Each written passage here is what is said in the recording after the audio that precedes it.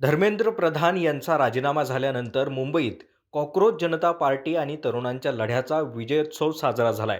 Shivaji park मैदानातील कार्यक्रमाला ठाकरे बंधूंनीही उपस्थिती लावली. यावरून ठाकरे बंधूंना सेलिब्रेशन करण्यासाठी काहीतरी कारण मिळालं असं म्हणत मुख्यमंत्री देवेंद्र फडणवीस यांनी टीका केली आहे. तर उद्धव ठाकरेंच्या भाजप विरुद्ध भारत या टीकेचाही चांगलाच समाचार घेतलाय. एक अतिशय चांगलं महाआरोग्य शिबिर आयोजित केलं. वेगवेगळे हॉस्पिटल्स, शासकीय हॉस्पिटल्स असे सगळे एकत्रित करून या ठिकाणी हजारो जे पेशंट्स आहेत त्या पेशंट्सची तपासणी आत्तापर्यंत जवळपास 31,000 पेशंट झाले, पण 50,000पेक्षा जास्त पेशंट्सची तपासणी या ठिकाणी होईल. त्यातल्या ज्या पेशंट्सला वेगवेगळ्या प्रकारच्या उपचारांची आवश्यकता आहे, कोणाला ऑपरेशन्सची आवश्यकता आहे, तेही मोफत करण्याचं नियोजन या ठिकाणी केलेलं आहे.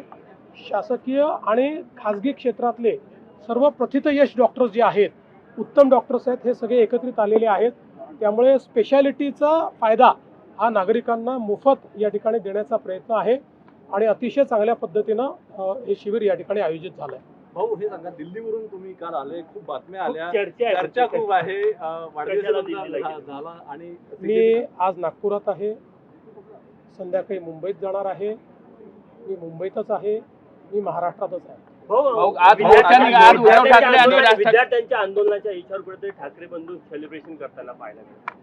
चला, काही हरकत नाही. त्यांना सेलिब्रेशन करता काहीतरी कारण मिळालं याचा मला आनंद आहे आणि आम्ही देखील आनंदी आहोत. शेवटी अशा प्रकारचे जे प्रश्न असतात हे कुठल्या व्यक्तीचे, कुठल्या पक्षाचे प्रश्न नसतात, तर हे तरुणाईला भेडसावणारे प्रश्न आहेत.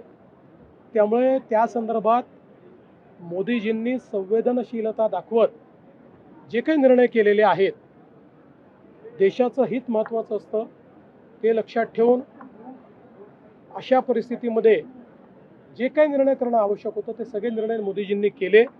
आणि आता सोमवारी उद्या मला असं वाटतं की विधेयक देखील लोकसभेमध्ये त्या ठिकाणी मांडलं जाणार आहे की ज्यातनं पुढच्या काळामध्ये आमच्या तरुणाईचं जे भवितव्य आहे हे सुरक्षित राहण्याकरता कठोरतम कायदा हा देशाच्या आणि जगाच्या इतिहासात असा कायदा कुठेच झालेला नाही, असा कायदा करण्याचा जो काही निर्णय केलेला आहे, मी खरोखर मोदीजींचे त्याबद्दल आभार मानतो.